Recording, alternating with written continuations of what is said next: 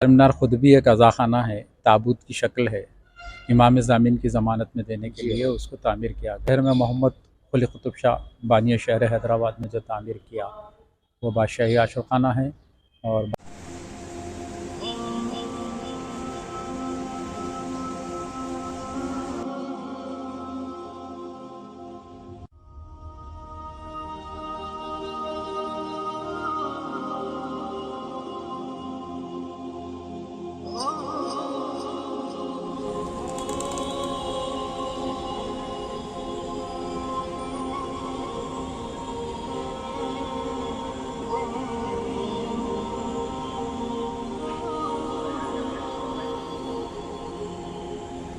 Hello अस्सलाम वालेकुम रहमतुल्लाहि वबरकातुहू। मैं हूं सैयद रफ़ीक और आप लोग देख रहे हैं यूट्यूब चैनल हैदराबाद रफ़ीक।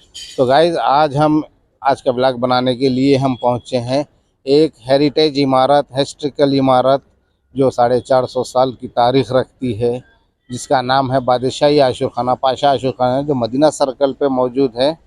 ये मेरे पीछे जो बिल्डिंग देख रहे हो वो मेन बिल्डिंग है आशुखाने की, और पूरा आपको एक्सप्लोर करके बताएंगे आशुखाना किस टाइम पे तामीर हुआ और किसने तामीर किया है, किस वजह से तामीर हुआ है और कब तामीर हुआ है। ये पूरी हिस्ट्री आपको डिटेल में बताएंगे। बने रहिए वीडियो में मत हिस्ट्रिकल वीडियोस और बनाते रहेंगे। आपको कमेंट्स कर दीजिए, लाइक कीजिए, शेयर कीजिए। अगर चैनल पे नए हैं तो चैनल को सब्सक्राइब करते जाइए। आइए मिलते हैं अगली क्लिप में।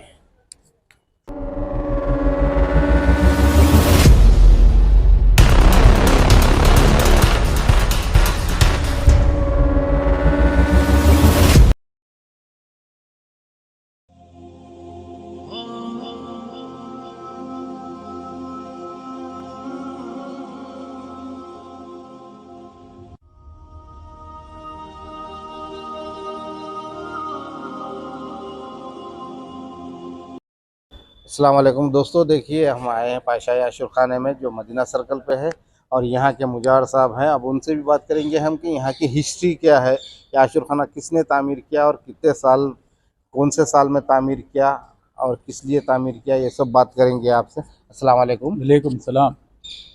ये मैं मीर अब्बास अली मुसवी, मौरूसी मुतवल्ली मुजावर बादशाही आशुखाना। ये बादशाही आशुखाना शहर हैदराबाद की दूसरी बिल्डिंग है। पहली बिल्डिंग जो है वो चार मीनार है, और आपको शायद जानकारी होगी या नहीं होगी, चार मीनार ख़ुद भी एक अज़ाख़ाना है, ताबूत की शक्ल है। इमाम ज़ामिन की ज़मानत में देने के लिए उसको तामीर किया गया था। और दूसरी इमारत जो शहर में मोहम्मद कुली कुतुब शाह बानी शहर हैदराबाद में जो तामीर किया वो बादशाही आशुखाना है। और बादशाही आशुखाने की तामीर 1001 हिजरी से 1003 हिजरी तक चली। और ये आशुखाने की तामीर का मकसद मुहर्रम का इनेकाद करना था, शहदाए करबला को खराज अक़ीदत पेश करना था। और देखिए वो जो बादशाह थे ऐसे दूरअंदेश थे वो लोग कि जब इस अपनी मुमलिकत में जो मुहर्रम को इंट्रोड्यूस कराना चाहे, मुतारिफ़ कराना चाहे, तारुफ़ करवाना चाहे उसका, तो उन्होंने इस बात का ख़्याल रखा कि मुहर्रम को सिर्फ़ इस्लामिक मरासिम में नहीं रखा जाएगा, बल्कि इसको मुकामी जो मरासिम हैं उसमें शामिल कर देंगे। उनका मकसद सिर्फ़ एक यही था कि रियाया जो है हर साल मुहर्रम में अपने अपने तरीक़े से शहदाए करबला को ज़रूर याद करें और उनकी याद मनाएं मुहर्रम। चुनांचे देखिए 400 साल होने के बाद में भी ये सिलसिला आज भी जारी है। उनकी हुकूमतें गए, बरसों गुजर गए, लेकिन आप जो अज़ला में स्पेशली जो विलेजेस में अगर आप देखेंगे तो हमारे हिंदू भाइयाँ सबसे ज़्यादा आज़ादारी करते हैं।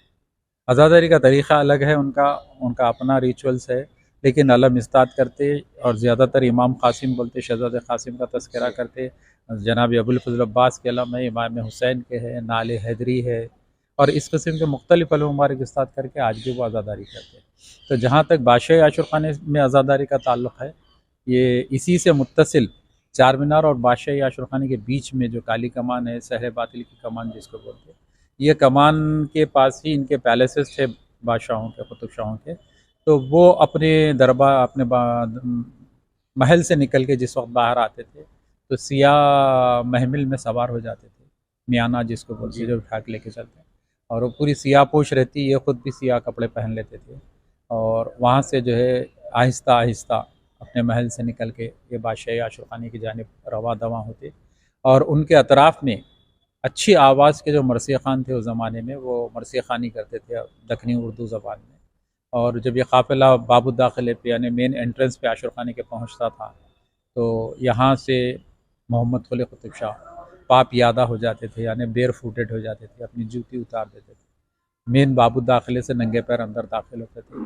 अब जब बादशाह वक्त अगर अपनी जूती उतार दे और पाप यादा हो जाए, तो आप समझ सकते हैं कि रियाया का क्या आलम था होगा, क्या अकीदत थी होंगी उस ज़माने में।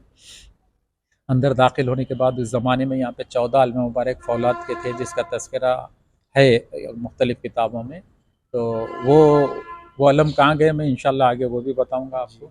तो वो अलम मुबारक यहाँ इस्ताद होते थे, जिसमें जवाहरात लगे हुए थे। वो अलम पे पहले फूल चढ़ाते थे, उसके बाद में अगरबत्ती रोशन करते थे और अलग सुलगा देते थे उसमें खुशबू होने के लिए। उसके बाद मरसिए शुरू होते थे। उस ज़माने में आज़ादारी मरसियों में ही होती थी, तो मरसिए पढ़े जाते थे दक्कनी ज़बान में और तेलुगु ज़बान में।